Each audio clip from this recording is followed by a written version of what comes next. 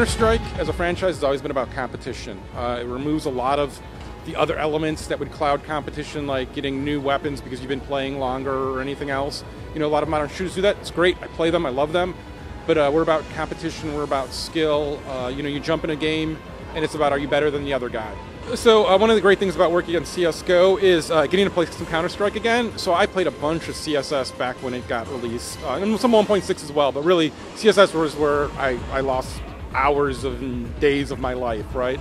And you still get those same great moments in CSGO where you're the last guy alive, you're the CT, the terrorists are planting the bomb, there's 3 of them left, you rush in, kill all 3, and then you defuse the bomb with seconds remaining. And this is really high. We liken it to golf, where you can have a lousy round at golf, but you'll remember that really great shot you made, and that'll stay with you, and you'll have this like, oh man, I did great today in golf. Same thing with Counter-Strike. You just have these really highs when you're able to pull off these moves and win the game for your team. Well, so one of the best things we've done with CSGO for competitive players, or just all players, is we've added skill-based matchmaking.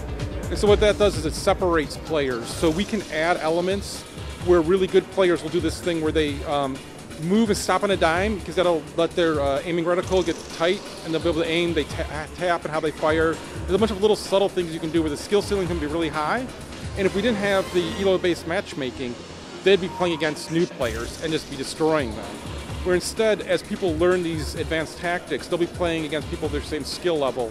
And so as they get better, they'll be moving up and playing against better players. And so that's probably the biggest difference in this version of Counter-Strike than any version is we wanted to expand the skill ceiling up as well as lower it. And so to do that, the skill-based matchmaking lets us make all kinds of adjustments. Today for Counter-Strike Global Offensive, we're showing some new things.